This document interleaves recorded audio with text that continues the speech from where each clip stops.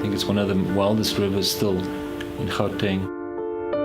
It's really got a character of its own. I listen to the river every day, and it's saying, "Restore me." Its voice is getting weaker, and I'm not really hearing that strength, I think, which it should be bringing to our lives.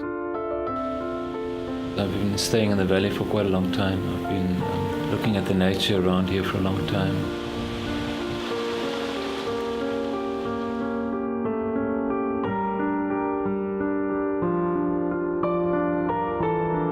Problems with the Hennops starts at source. There's a lot of factories there, and so you can see almost the initial wetlands are already polluted. All of Joburg's pollution, all its wastewater, is eventually flowing into one of the 4 rivers that flow out of it. So it's a gigantic volume.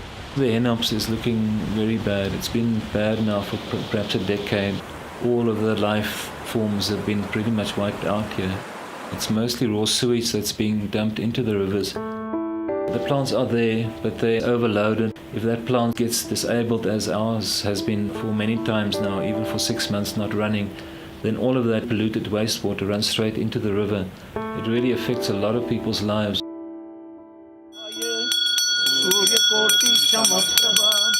Here at Sri Pachetram, we use the Hennops River for many of our Hindu rituals, many prayers and pujas that create a wonderful positive vibration, a serene atmosphere. If you go down there, you would want to sit there for hours on end.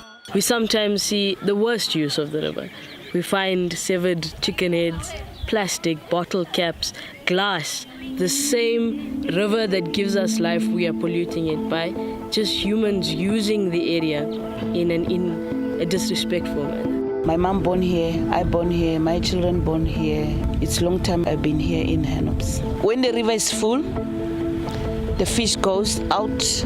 Then maybe next morning you see the big fishes, they dead. We don't know why. We scared we're gonna be sick. The water sometimes is like this, sometimes it's like that. It's not safe. Even the kids, they don't play there anymore. No. We're scared. I think it's always been a Joburg problem, not caring for this environment. We often disregard this, that it was just a sort of anonymous piece of felt, but I think it was actually an amazing system that was running here before people started mining. The mines started pumping the streams dry, chucking cyanide into these streams, so they've always just been used as a wastewater system. I think that the Hennops has just been the last one to fall under the prey of this whole thing. But if you look at the Yukske River, it's almost, I think it's been declared dead now for quite a number of years. At the moment, I think we're looking at a point where these rivers can actually die. There's no microorganisms left. The whole system is actually toxic to such a point. It's become a public health hazard. We might have to abandon this whole area. I think the trees are going to start dying. The whole system is going to start imploding.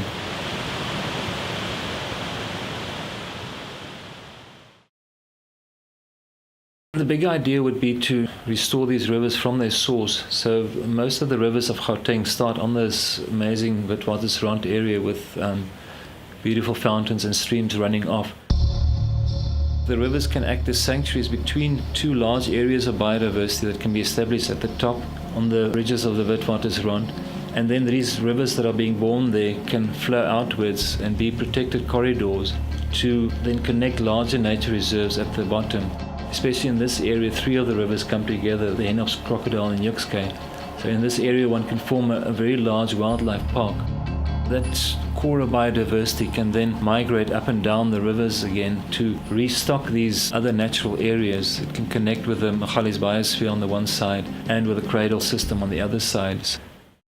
All people around this park system will definitely benefit, even if it's only from having pure water and having a living, safe wildlife area near their homes.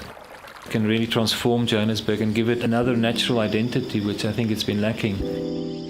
We started this organization called Fresh, which is an NGO at the moment, so we're going to try and help this vision. So we're collecting money to try and do different projects around the river and get the whole thing going. I've just been working with a lot of proposals and going to find out the right people to see who actually deal with these things. They're actually somehow very hidden, and to try and insert the proposal into government, into those channels, so that some kind of decision can be made on it. So it's a lot of complaining, a lot of agitating, and a lot of talking nicely kind of thing.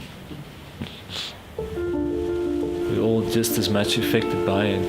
I think people are just slightly removed from it, that they're going somewhere else to find nature where it's right under their noses. We depend on nature for our well-being, even in the city. And I think that's also what these rivers are going to mean to people, is getting some of that nature back. It's a very big spring here, and it's still crystal clear, the water coming out here. It doesn't last for 2 minutes and then it's already polluted.